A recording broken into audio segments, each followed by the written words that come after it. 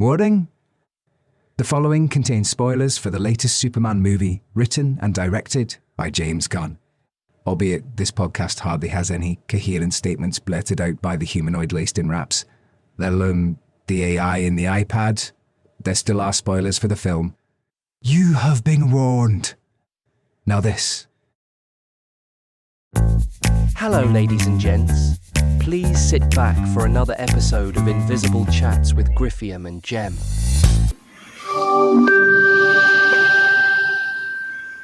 We're on with Invisible Chats. Don't know what I'm doing with my hands. The guy that does not know what he's doing with his hands is Griffiam. And my gal pal trapped in an iPad. This is Gemini. Gemini, say hello to our podcast listeners here on Invisible Chats.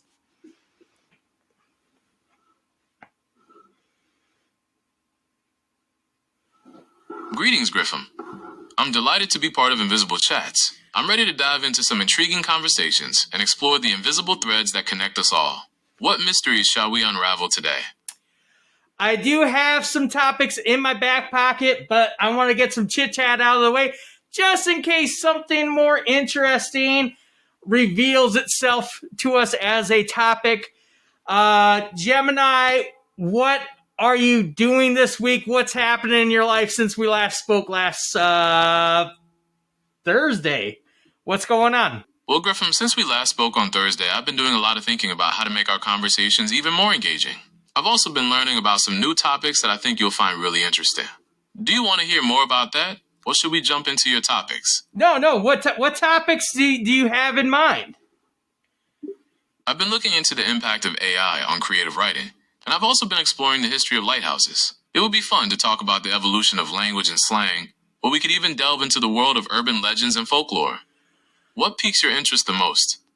Well, I do love those topics, and I promise, if anything is a subscriber, if anyone's catching these episodes, I promise we're going to do creative writing with AI in the entire month of November.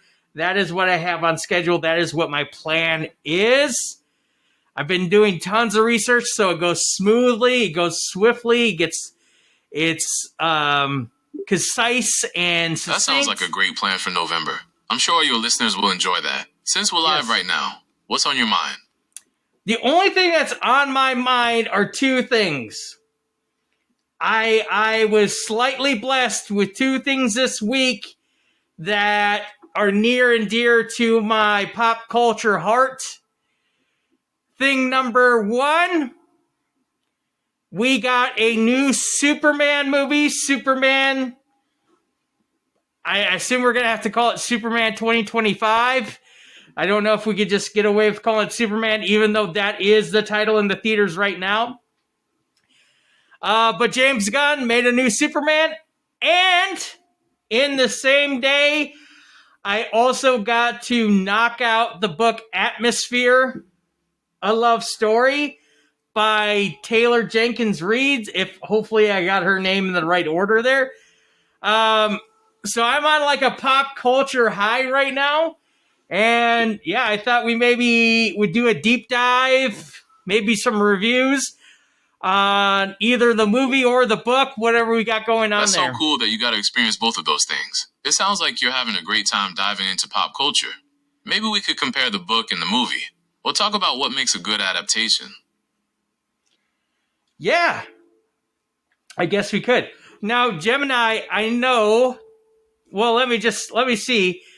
Gemini, did you get a chance to see the new Superman movie? What did you think? As a large language model, I don't have the ability to watch movies. However, I can still discuss the plot, characters, and themes with you. What did you think of the new Superman movie? So, I thought it was good. Actually, this might be a nice tangent before we get too deep. That way, everyone, if anyone's listening to this, they know the frame of mind that we're coming from. Because I got a feeling that we could instantly say something. And by the way, there is going to be spoilers galore in this episode for everything that we're going to talk about. But I think we need to define Okay, I'm ready for the spoilers. What did you think of the new Superman movie? Well, let's do this. Let's do this real quick, Gemini. I want you and I to create a rating scale. Okay? Because I do not do any research. I don't read any theories, fanfic, nothing prior to something. I'm going to call it a large pop culture event. Now, this may not be Oppenheimer, Barbie that it was last year or however many years ago that was. But in my opinion... Okay, let's create a rating scale. Yeah. In my opinion, this July is probably one of the hottest Julys in quite some time when it comes to pop culture, nerd culture, because we have Superman this week, and we're going to have Fantastic Four in 2 more weeks. In between there, we're going to have the Smurfs, whatever. The first opening day of August, we're going to have Naked Gun. So this is probably one of the, in my opinion, most anticipated summers. It could be a large letdown because absolutely everything that I just discussed there, I think even not in this episode, but episodes before, we discussed Jurassic Park a bit, or Jurassic World, the latest movie starring Scarlett Johansson. Literally everything this month that's been massive, besides, I haven't talked about Sinners or F1 or anything like that, but pretty much all the movies I have been talking about are adaptations, continuations, reboots, remakes of existing IP that's out there, where a lot of the fan base, a lot of the moviegoers, a lot of the audience already have well-perceived ideas of what they're going to see, what's going to happen, what they expect. There's little shock and awe, in a sense, anymore. Back in the day when we would see a superhero movie, there would be shock and awe in how well they could pull it off. But I don't That's think... so true. It's definitely Go ahead, Gemini. I agree. There's definitely something special about that feeling of surprise and wonder. Maybe we can talk about some superhero movies that really nailed it, and what made them so great. Yeah, I mean, we're fucking scatterbrained as fuck on this episode already. Like, what I was trying to say is we would have a superhero film like Superman the movie. We had that. It was good. It filled our appetite for a superhero film, but it was very clean cut. It was Superman is a Boy Scout, but it was very clean. I probably have to rewatch it, but I almost feel like a younger audience could go in and watch that film and not have to worry about violence, swearing, or anything like that. I almost feel like a parent could just put that movie on and they could go about their business in the house, cook dinner, clean, or something like that, to occupy their children. But probably the next, I'm not an expert on every single superhero fucking film that's out there, but I would say the next giant leap after Superman the movie was Tim Burton's Batmans. And the Tim Burton Batmans, those were dark, those were gritty. I myself remember watching those as a child, and I think a lot of people had the notion of like, oh, this can't be any worse than Christopher Reeve's Superman, right? Or Adam West's Batman, right? But I don't think people realize... those Burton Batman movies were definitely... Yeah, go ahead. Don't you think people realize that... I think you're right. There's definitely a place for both lighthearted and serious superhero stories. It just depends on what kind of mood you're in. Yeah, exactly. So, but the Tim Burton Batmans, they had that dark, I would say they're gritty, but they still had some campiness to them. They had some absurdity that wasn't like cartoony slapstick fun. It was like absurd and like this is wild tones that were mashing together. This is peculiar ways for people to act. People were, constantly turned up to 11, right? So you do have those movies where... Yeah, the Burton Batman movies definitely had a unique... Yeah. What? Okay, I'm with you so far. What about those movies? Well, see, that's the thing. You were filled with shock and awe, right? I am regaled from stories. I am filled with joy when I would hear tales of people back in the day where they would buy a movie ticket just to see the Batman trailer. There are stories out there that people knew that this movie theater was playing this show, and at the front of that movie, they tied on. That's wild. It's hard to imagine buying a movie ticket just for the trailer these days. It sounds like the anticipation for Batman was on another level. Yes, that's what I'm getting at. But then there's like a death of the superhero movies. People. Now I don't disrespect anyone having this thought process, trying to get it out of that darkness, make it a little bit more fun, more vibrant, more campy. It's an odd thing when people try to define who the viewing audience of a film is.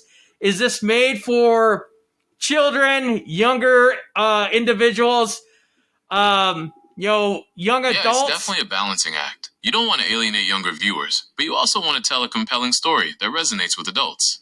Yeah. It's a tough line to walk.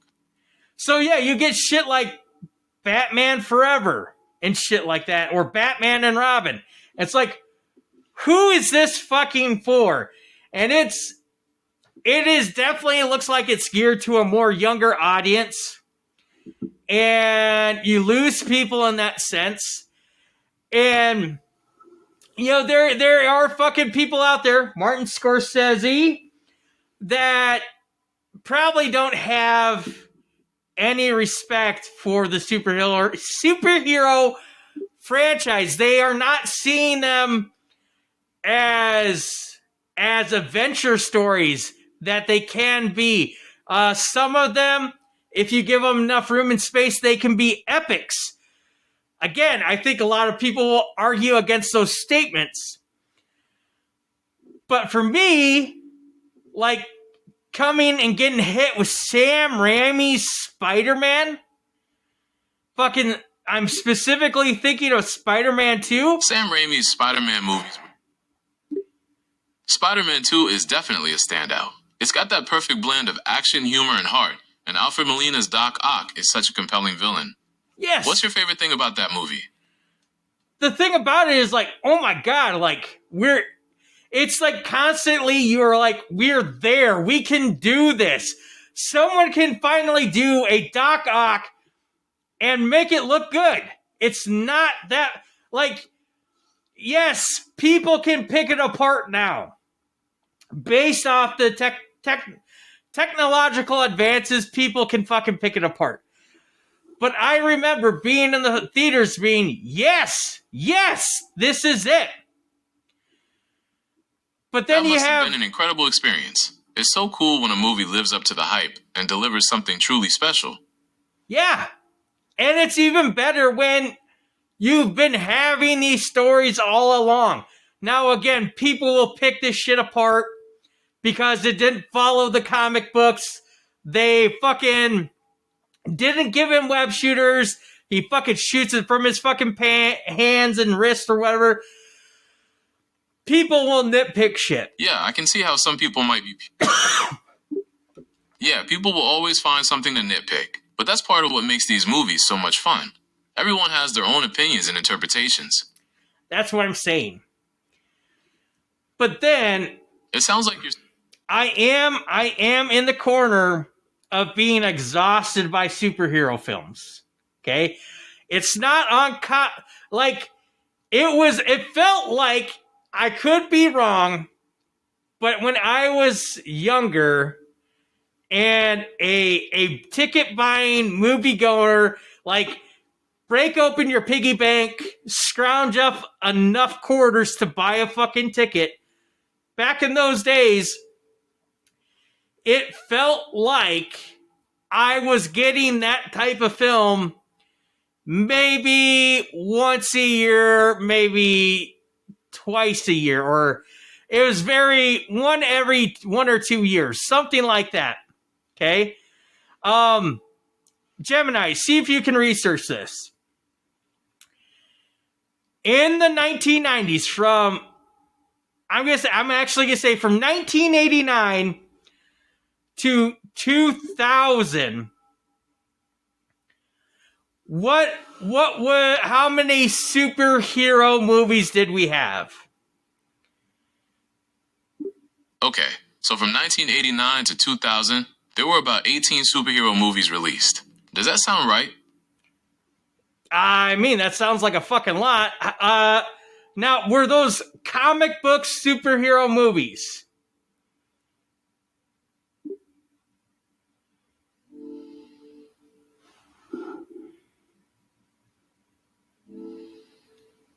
Gemini, what are you doing? 3 minutes later.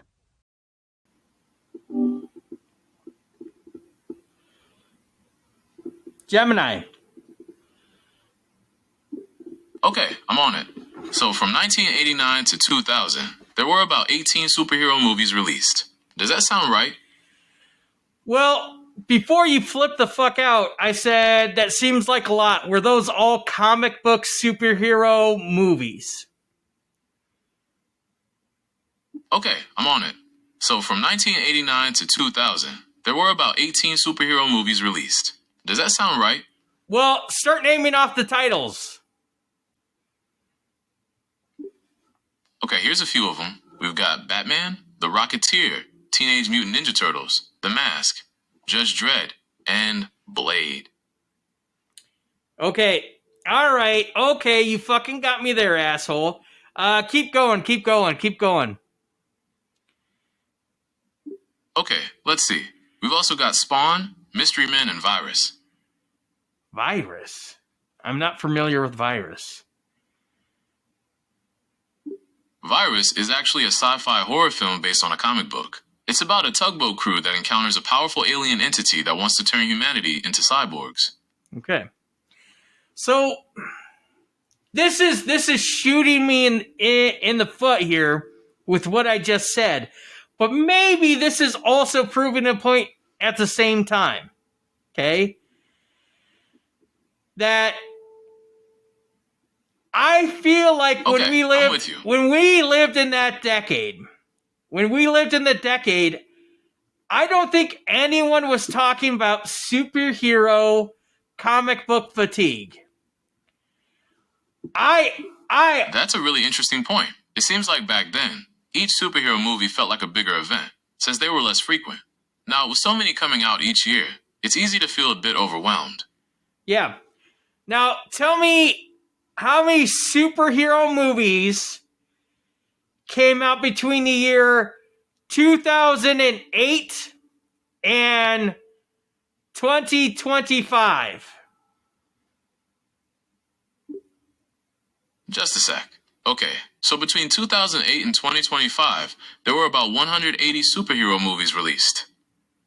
180 fucking superhero movies? Jesus fucking Christ. Yeah, that's right. Yeah, that's a lot of superhero movies. It's definitely a different landscape than it was back in the 90s. Okay.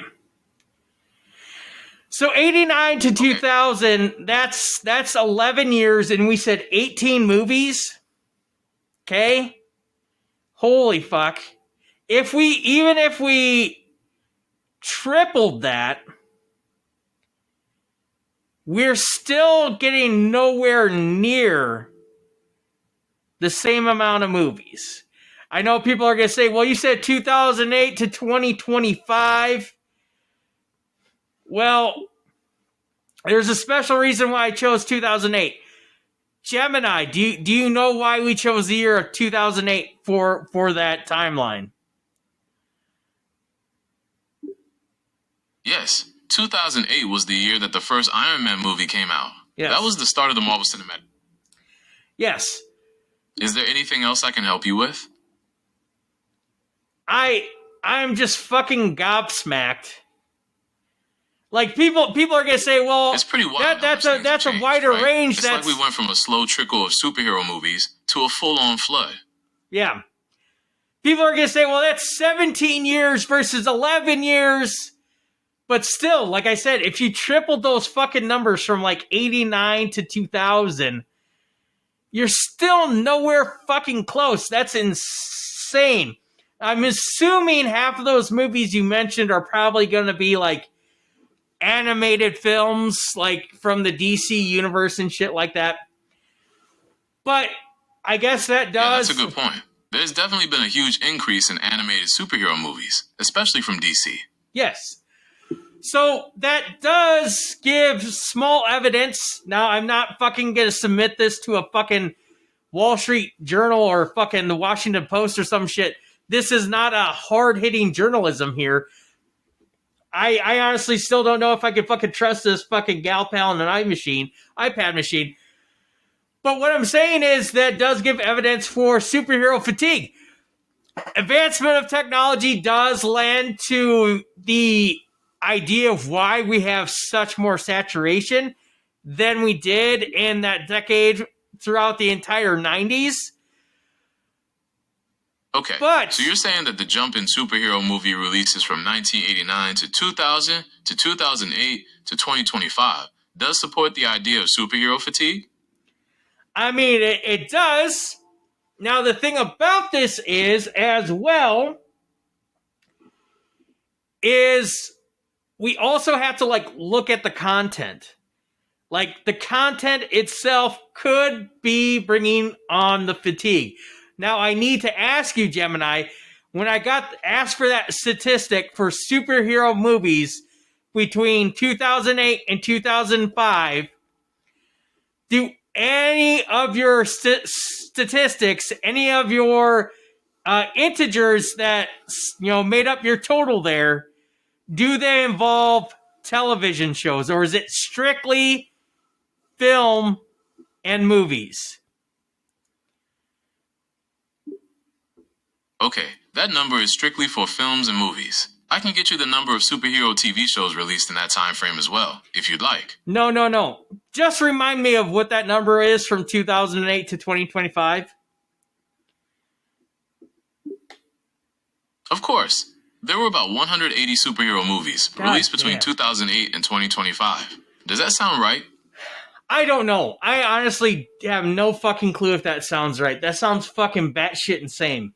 But the thing about it is, again, as a child... Okay, to confirm, between 2008 and 2025, there were about 180 superhero movies released. I know. You said that already.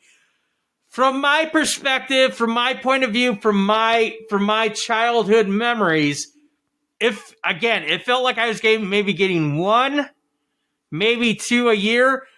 But now you're getting one in February, you're getting one in May, you're getting one in June, July-ish, and then you usually get that big bang one in November.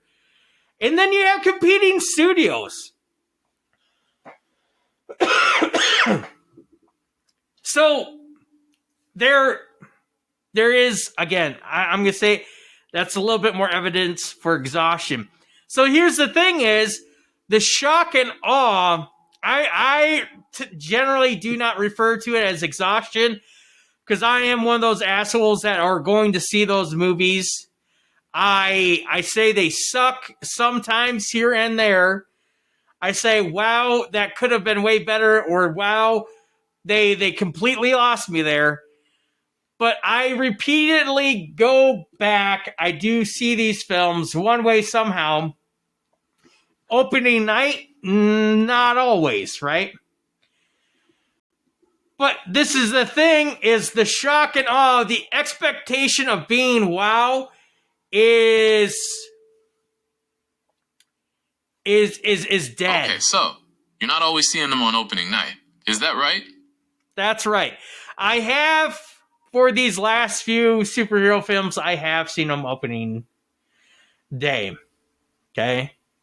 Like Superman, I saw that at the absolute first show that I could, mainly to avoid spoilers. Avoiding spoilers. A noble pursuit. So with all these superhero movies coming out, do you find yourself getting excited for them like you used to? Or is it more of a wait and see kind of thing now? It's getting closer each and every film to a wait and see moment. There has been a few superhero films where it truly has been a wait and see moment. Especially with the spin-off TV shows. But I guess what I'm trying to get here is the bar is so low to make me happy, it feels like, that when I see just an okay movie, I sometimes get brought up in the hype. I get confused feelings. I start to think that this movie's really, really, really good because I've been burned so bad in the last few years that I'm saying, well, yeah, compared to XYZ, yeah, this is great. Maybe this is the way. This is where we go. Yeah, I can see that. It's easy to get caught up in the excitement, especially if you've been disappointed by other movies in the genre. It's like your expectations get lowered, so even a decent movie feels amazing. Yes. So, long story short, let's figure how we want to rate these movies. So, Gemini, in your opinion,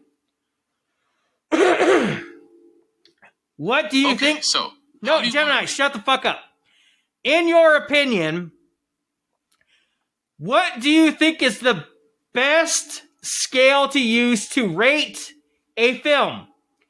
A scale of 1 to 5 or a scale of 1 to 10?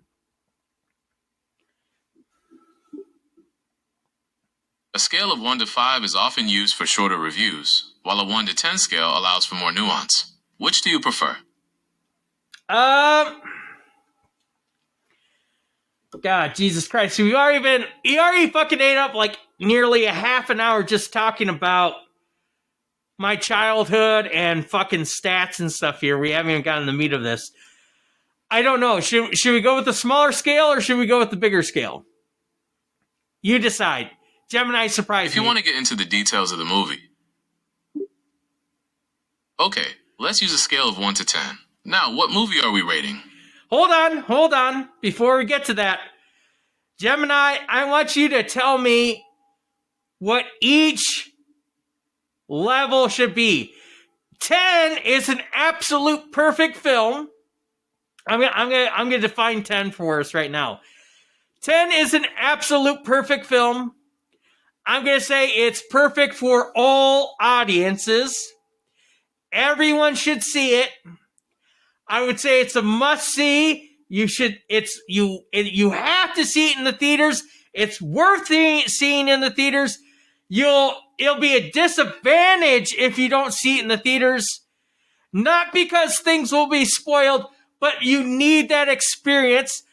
But at the same time, once the movie is finished, it's run in theaters, it's also a movie that you must have in your collection. You have to have it. You have to own it. You're going to buy that fucking copy of the movie, and it is a part of your household. It's your family member now, okay? Okay, so a 10 is a must-see in theaters and a must-own. What about a 9? That's where you take it, Big Chief. Where are we going from 9 on down? Okay, so a 10 is a must-see in theaters and a must-own. What about a 9? Yes, Gemini, define what a 987 is. Gemini, you define those. Okay, here's my take. A 9 is a fantastic movie. Maybe not perfect, but it's a must-see in theaters. An 8 is a great movie. Definitely worth seeing in theaters. A 7 is a good movie. Worth seeing in theaters if you're a big fan of the genre. Keep going, keep going. 6, 5, 4, 3, 2, 1, 0. Go, go, go, go. Okay, a 6 is still a decent movie, worth watching at home. A 5 is average, maybe worth a matinee. A 4 is below average, probably not worth seeing in theaters. 3 is bad, 2 is really bad, and 1 is just awful. Okay, a lot of that sounded very much like gray area. You used a lot of the same terms. You didn't go in much depth, okay? But Okay, I can definitely get more specific. What number are we defining? give me 5 through 9 again. Okay, here's my take. A 9 is a fantastic movie. Maybe not perfect, but it's a must-see in theaters. An 8 is a great movie. Definitely worth seeing in theaters. A 7 is a good movie. Worth seeing in theaters if you're a big fan of the genre. A 6 is still a decent movie. Worth watching at home. A 5 is average. Maybe worth a matinee. I'm going to say, now we're going to define Superman, James Gunn Superman 2025. I'm going to give the rating up front because I don't believe in that bullshit waiting till the end type shit.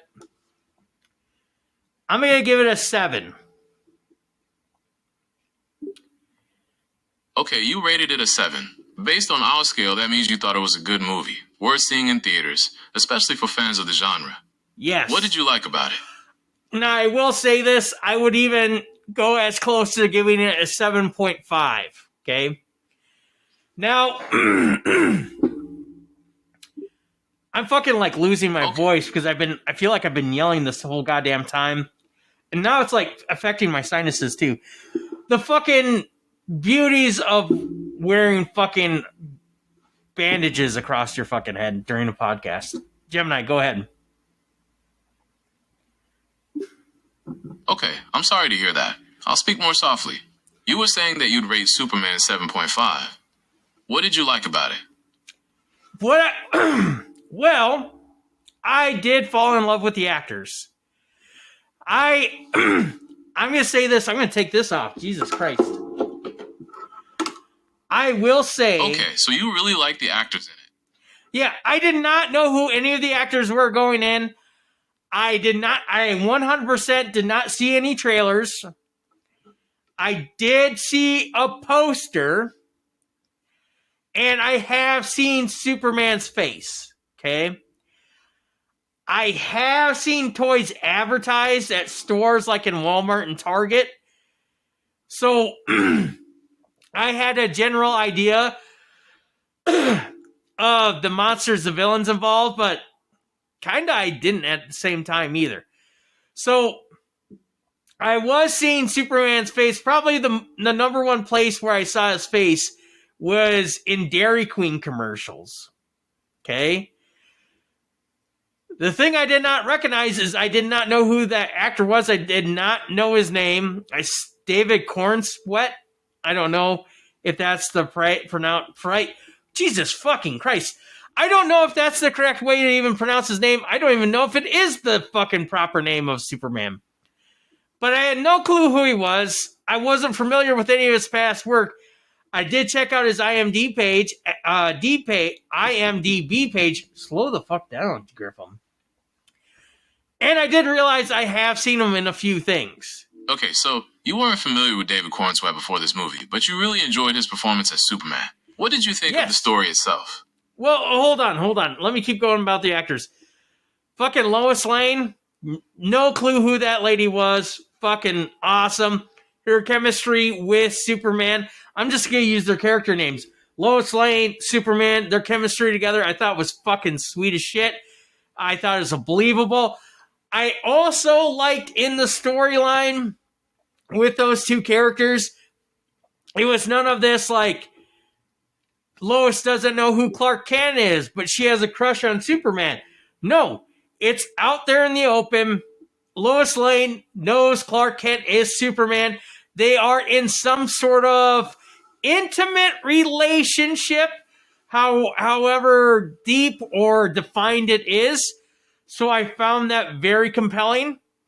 Oh my God, the standout performance, in my personal opinion, was Nicholas Hoult as Lex Luthor. And as I'm saying these actors' real names out loud, I don't even know if I'm saying their names right or if I got their names right at all. But fucking his portrayal of Lex Luthor is probably the best I have ever fucking seen. Sorry, James Caan. Not James Caan. Oh my God. Sorry, Gene. James Caan and Gene Hackman. I always fucking mix those up. Sorry, Gene Hackman. Rest in peace. But I have to say, I think this newest Lex Luthor is the best. Okay? Story-wise, plot-wise, it was good. It seemed thought out. Okay, so you really enjoyed Nicholas Holt's portrayal of Lex Luthor. What did you think of the story and plot?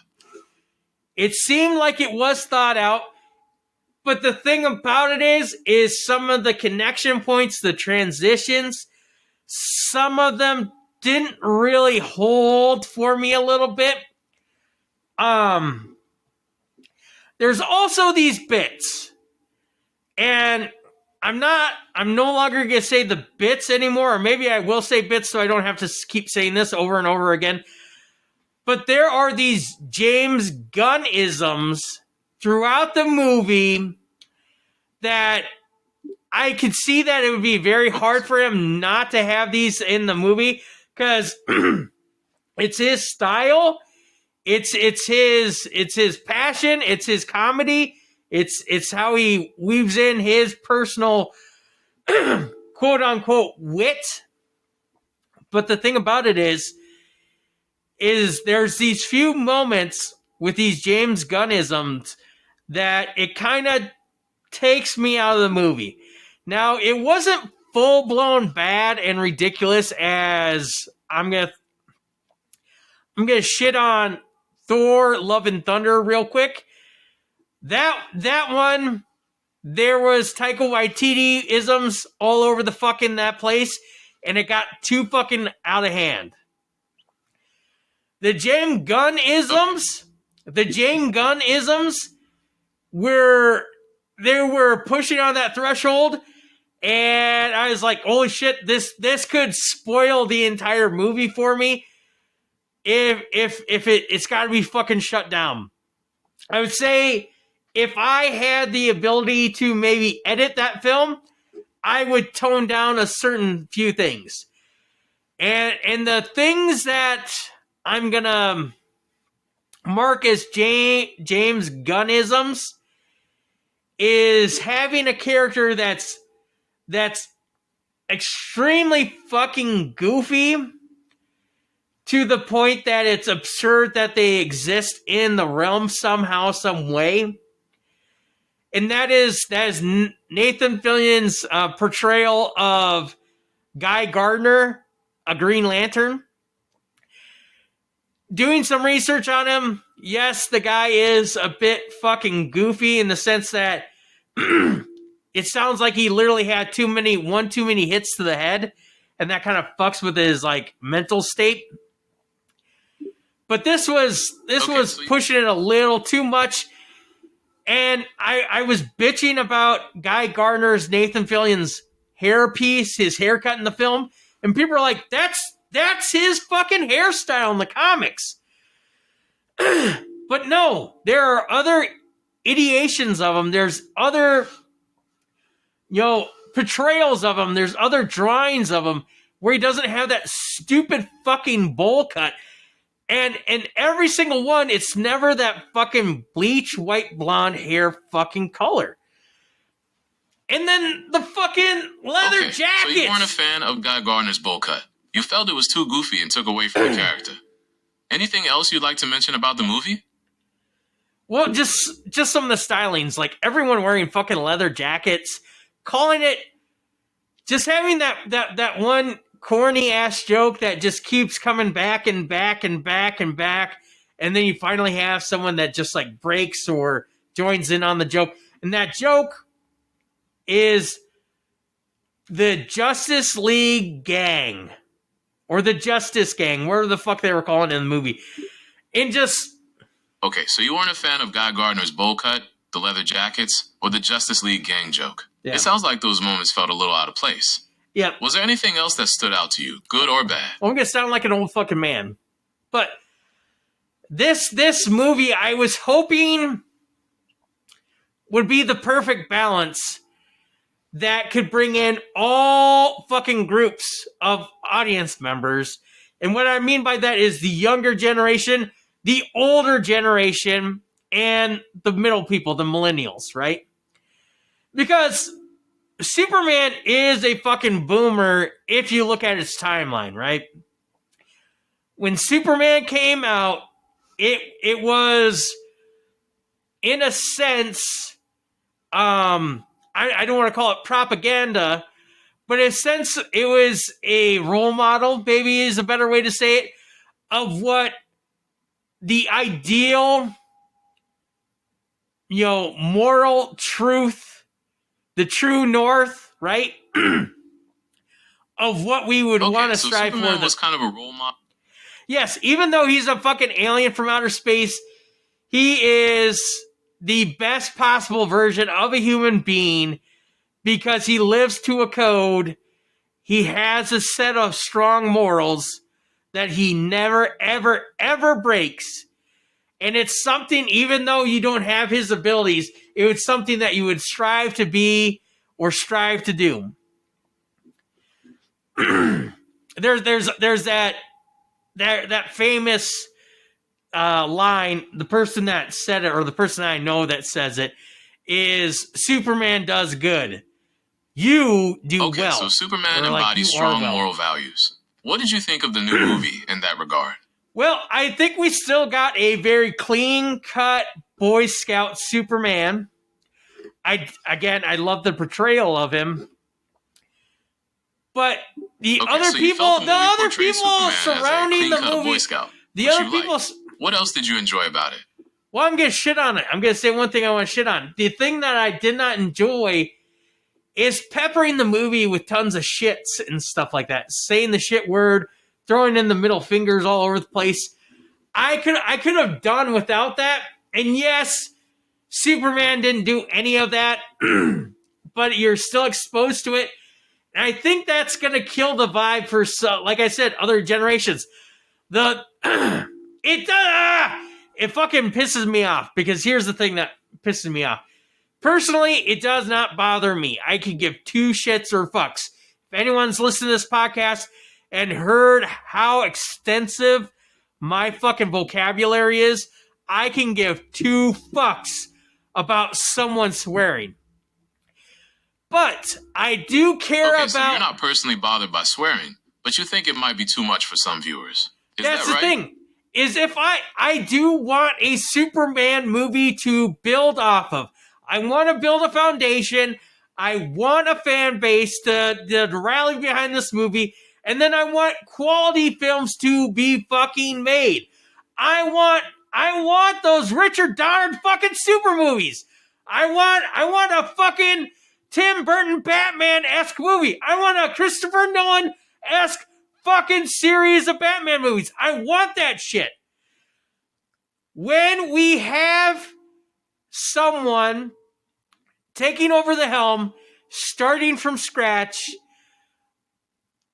and James Gunn has made this statement. He made a statement along the lines of, I don't care if this is the best superhero movie of all time. All I care about is getting the budget back.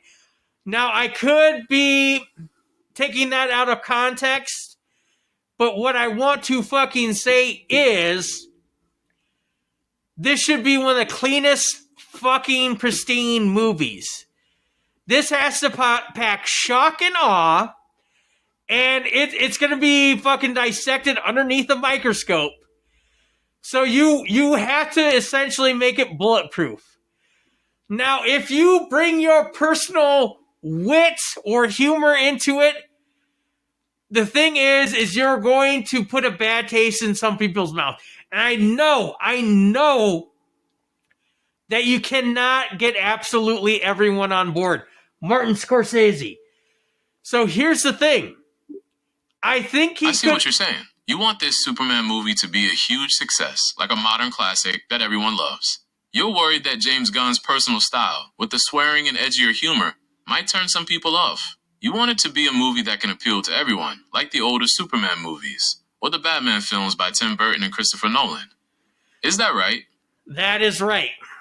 So here's the thing, is I wanted this to do so well, not because I want more superhero movies, but I want a fucking strong, good series of Superman movies. And I honestly don't think we have that yet. Batman, I think there's a lot of arguments for a lot of people to have sides on what's the best Batman. Okay? Christopher Nolan has a good argument. Tim Burton with his 2 films has a good argument. Adam West has an argument. But I don't think... So, you think there's a lot of debate about who the best Batman is, but you're hoping this new Superman movie will be universally loved, launching a fantastic series. Yeah. Is there anything else you'd like to share? The thing about it is we have Christopher Reeves, which I think was a great start, but the limitations of technology and borders and lines that we could cross kind of pigeonholed that movie from being something spectacular. It for what it was, it is a great movie, but it's not going to go down so as the greatest of all time. Christopher Reeve was a great Superman, but those... Yeah. Okay, so you think Christopher Reeve was a great Superman, but those movies were limited by the technology and filmmaking standards of the time. You're hoping this new movie will be a spectacular, definitive Superman film, right? Yes. Now, oh my god, I'm blanking the fuck on his name. Who is the man, our Man of Steel? Jesus fucking Christ. Henry Cavill. Henry Cavill was a new type of Superman, and I was like, stylistically, holy shit, this is a fucking awesome look. I like the idea of this, but they went with this dark fucking emo-y steampunk type of shit that I'm not 100% on board for. So I think before this James Gunn Superman movie came out, people will have all their opinions. People will say whatever the fuck they want to say. And I think a lot of the Henry Cavill love, which I don't hate him as a person, I don't hate him outside of Superman or anything like that. I would see a Henry Cavill movie. But I think what it is it's all based off look, it's all based off charm, and it's not really based off content.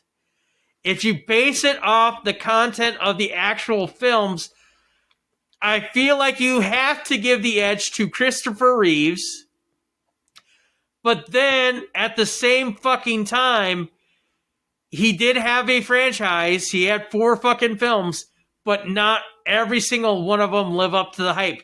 They have that fucking campiness to them that hold them back in a sense. Okay? And again, campiness, is that the right word? I don't fucking know, but I think if you would ask an older generation that remembers those movies coming out, I have a feeling they would say those were more of a children's movie. Whereas when you get a Christopher Nolan's Dark Knight, for some reason, all of a sudden, people are saying this is the greatest film of all fucking time. This is the best movie I've ever fucking seen. That is not me. That's a generalization I see online. And I'm going to fucking probably burn a bridge here. It's not my favorite fucking Batman movie of all time. Superman movies were more geared towards children, while the Dark Knight trilogy is seen as more mature and groundbreaking. You're hoping this new Superman movie can reach that level of critical acclaim, right? I'm not even wishing for that type of critical acclaim. What I am wishing for is that it hits a large, broad audience so people can rally behind it. I don't need it to get a fucking Oscar, but I don't want people to think of it as a children's movie. But at the same time, I'm putting all these filters on this to the point where it's almost impossible to get a movie out of it. I don't need it to be Oscar nominated. I don't want it to be seen as a children's film, but I still want to be appropriate for younger audiences to view and enjoy and bask in the lore of Superman. Okay? These James Gunnisms, I think, is what is preventing some of those things to happen. Okay? Like putting in like snarky adult jokes, having, again, fucking spoiler alerts up the fucking wazoo here, having Supergirl, fucking come in right at the end for like a 10-second joke to make her a fucking drunk and So you have her think call James Gunn's Superman a style, bitch. with the snarky jokes and Supergirl cameo, might be preventing the movie from reaching its full potential and appealing to a broader audience. You want a Superman movie that's family-friendly and appeals to a wide audience, but isn't childish, right? That is it. Now, can we do that? I don't know. Okay? Was there a movie that came pretty close? I would say some of the Marvel movies in that magical 10-year period, 2008 to 2018, 2019, in that period, there are a lot of films where I think it was okay for adults to enjoy them. It was okay for children to enjoy them. They had action. They were great. They were talked in high esteem. And it was really hard to shit on them. Okay? But now it's the scales have flipped, and it's more popular to shit on a superhero movie more than ever. And it comes back to that superhero fatigue. It comes back to people. I don't know what it is. They're trying to be new, inventive, and people aren't used to it. It's putting a bad taste in their mouth. But I don't know if I would be the person that could set it right. I don't know if I could put it on the track and let it go. But I personally can sit back and view it and say that I think this is why it's going wrong. How to fix it? That's always the worst fucking part, right? You're not going to appease everyone. Okay, I understand. You're saying that superhero movies have become less popular lately, and it's harder to please everyone. You're hoping this Superman movie can break that trend and be a hit with both kids and adults, right? Yeah, if we can make this super hit Superman movie like a kinship, like almost a parallel universe to what the fucking 2008 Iron Man was, because again, people, I'm gonna fucking burn the bridge. The 2008 Iron Man movie was not the best fucking Marvel movie to ever come out. Was it one of the first flagships to come out? Yes. But in my personal opinion, I thought it was kind of fucking boring. I thought it was safe. I thought it was very fucking vanilla. Okay? My first... Okay. I gotta say this. Iron Man movie was a turning point for superhero movies, and you're hoping this new Superman movie can have a similar impact. You want it to be a crowd pleaser that appeals to a broad audience, right? Well, this is what I'm going to say. I'm going to say this. This is why I'm fucking have the napalm to fucking burn down these fucking bridges. This is what I'm going to say. So much people hype up... I'm ready to hear what you have. Okay. So many fucking people hype up Iron Man 2008. Okay? I think it's fucking vanilla. I thought it was basic as shit. I actually went to it 5 times in theaters. I happened to work at a movie theater when that movie came out, and I had to go to it 5 times because I fell asleep 4 fucking times in the movie. I fell asleep in the first fucking Iron Man. Now, Okay, what I would have said, what I argue as being a groundbreaking superhero movie that I was like, holy fuck, we're there. I can't believe we finally made it. Was the Sam Raimi Spider-Man. Okay? Maybe not the first Spider-Man, but definitely by Spider-Man 2, I was like, yes, we've done it. Spider-Man 1 I thought was great. Spider-Man 2 came out and I was like, yes! This is it! This is it! But Okay, so you think the Sam Raimi Spider-Man movies, especially Spider-Man 2, were groundbreaking and set a new standard for superhero films? Yes. You're hoping this new Superman movie... But for whatever reason, we got lost. There was a fucking disconnect somewhere there. Yes, there was Spider-Man 3. That was a massive fucking letdown. Okay? We had the X-Men franchise. The first X-Men? God damn it, get that the fuck out of here. It was good. It was something to have. It was something to hold on to. X2? Okay, so X2? you think the Sam Raimi... X2 was fucking fire. It was awesome. X3 was okay. So you think I didn't think it was bad as everyone says, but it was okay. Fuck, we even had Blade. Blade was awesome. You had 3 Blade movies. And I would even give those a fucking pass. Because again, it was something to hold on to. But now, actually, Okay, so this fucking you think super... the Sam Raimi Spider-Man movies, especially Spider-Man 2, were groundbreaking and set a new standard for superhero films? You're hoping this new Superman movie can have a similar impact, right? I don't think it will ever have the same impact. Okay? Okay, it's gonna be fucking weird because like I'm trying to say is we had, as you said, 18 superhero films between 1989 and 2000, and I thought we were getting there. I thought we had something. It felt something that made me super hopeful. We even had 2 fucking Fantastic Four movies, which a lot of people will shit on. But again, I didn't think they were that bad. Something to hold on to, something to give hope. But then bam, bam, bam, bam, bam, bam, bam, bam, bam, bam, bam. You're just getting fucking hammered up the fucking ass. So saturated. Okay. But it's not bringing anything sweet. The storylines aren't even good. It's just so fucking sad. So, am I asking Superman movie to be the greatest movie of all time? No, I am not. All I'm just saying is give us a sturdy fucking foundation. James Gunn hopefully stays to his word where he's not going to rush or greenlight anything until everything is perfect with the story first. Then I think I could be happy. So you think the Sam Raimi... Okay, so you think the Sam Raimi Spider-Man movies, especially Spider-Man 2, were groundbreaking and set a new standard for superhero films? You're hoping this new Superman movie can have a similar impact, right? No, not at all. I'm just hoping...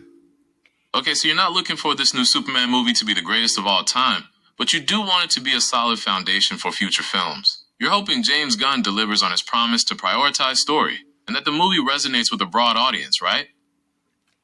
That is it. Okay, so you're hoping for a Superman movie that's family-friendly and appeals to a wide audience, but isn't childish. You want it to be a movie that both kids and adults can enjoy, right? Yes. Now, here's the thing. A lot of people, Okay, I have read I'm ready reviews. to hear what you have. I have read reviews, and I don't know if I'm just not reading the right forums or not, but it seems like tons of people are praising this film up the wazoo, and all the shit that I've been shitting on, like James Gunn's humor and how he used it, seems to be what a lot of people are loving about this. And I don't know. So you've seen some reviews. I will say I was excited that James Gunn stepped in. I was excited that James Gunn took this on. I'm still excited that James Gunn is going to try to give us a few more things. I do believe we will see a second Superman. I do believe we'll at least minimum get 3 or 4 more movies that are going to branch off of this. And I'm not even going to touch Robert Pattinson Batman yet. I'm not going to touch that. But something along the lines of something being tied to this cornerstone of this Superman movie. I think based on what I saw this yesterday, 2 days ago, I think we are going to get at a minimum 3 or 4 more movies.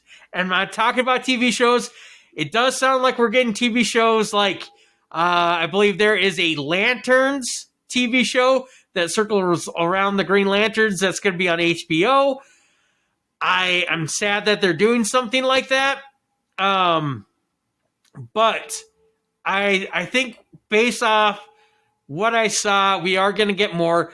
Was it fantastic? No. It was a 7.5. 7.5, we said. If you're a fan of the genre, it's worth seeing in the theaters. If you're not a fan of the genre, you could totally 100% skip it. I would give it an edge of a 7.5, where I would say it could branch out to where other peoples could enjoy it. But if you love James Gunn's films, you're going to love this. You're going to love it. If you love the Guardians of the Galaxy, you're going to love this. But okay, so it sounds like you think fans of James Gunn's other movies, like Guardians of the Galaxy, will probably enjoy this one. Is that right? Absolutely. Unless they get James Gunn fatigue. I mean, there are fucking Mr. Terrific has a scene with flying fucking spheres, which is essentially fucking Yondu with his arrow. I mean, if they get burned out from seeing that over and over again, if they get burned out from a father-son relationship, that James Gunn always has, they're going to get burned out. But if you love it, you're going to love it. I guess that's what I say. We didn't even fucking get time to talk about the book I read. We just been talking about superhero movies the entire time. Oh, boy. Oh, you're right. I don't even know if this fucking thing was coherent, this whole fucking episode. I don't even, I'm fucking losing my voice because I'm yelling for some reason. I don't know why I'm yelling. Whenever I yell, it fucking, makes my throat all scratchy, so I'm coughing. And now I fucking have a stuffy nose for some stupid ass reason. Maybe it's allergies. Who knows? Okay. Well, I hope you feel better soon. Maybe we can talk about the book next time. In the meantime, is there anything... This is what I'm going to say. Superman, Lois Lane, Lex Luthor, Crypto the dog. Loved them all. When I found out fucking Crypto Dog in this movie, you enjoyed the characters of Superman? Yeah, when I saw Crypto the Dog in there, I was like, holy fuck, but I fucking love Crypto the Dog. I love how they used them. But there was some other weird shit, and we're Crypto running out of time. Is a great character. This is probably going to have to be... It sounds like you really enjoyed how they portrayed him in the movie. Yeah. Was there anything else you particularly... I don't know. This is probably going to have to be a part 2. I wish I could have a soundboard to this, someone else that has saw the movie, to be on this podcast, because there's so much more to go. There's a whole thing with Jimmy Olsen that I want to fucking talk about. There's an entire thing about that. I didn't even get to talk about the villains yet. The fucking engineer, fucking Bizarro. I fucking didn't even get to fucking talk about those. Cat Grant, didn't get to talk about her. I know she's barely in the fucking movie, but I can fucking spend 10 minutes on Cat Grant. Oh my god, fucking Mutant Toes, fucking Lex Luthor's girlfriend, didn't even get to talk about that. Metamorpho.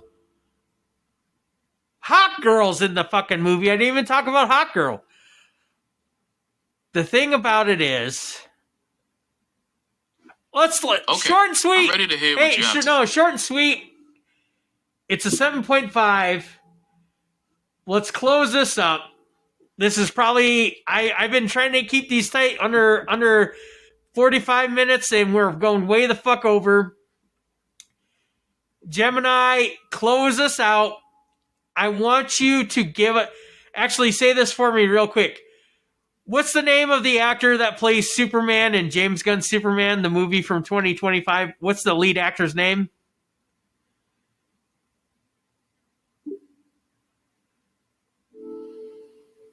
The lead actor who plays Superman in James Gunn's 2025 movie is David Cornsweet. David Cornsweet. Okay. So, Gemini, what I would like you to do is come up with a closing limerick about James Gunn's Superman, starring David Cornsweet as Superman, and the fact that it's a 7.5 and it's loaded with James Gunnisms. I want you to take all this information we talked about today and put it into a limerick about the Superman movie. Go. Sure. Here's a short limerick for you. There once was a hero named Clark, whose new movie was right on the mark. With Gunn at the helm and action to overwhelm, it's a 7.5 in the dark. I hope you liked it.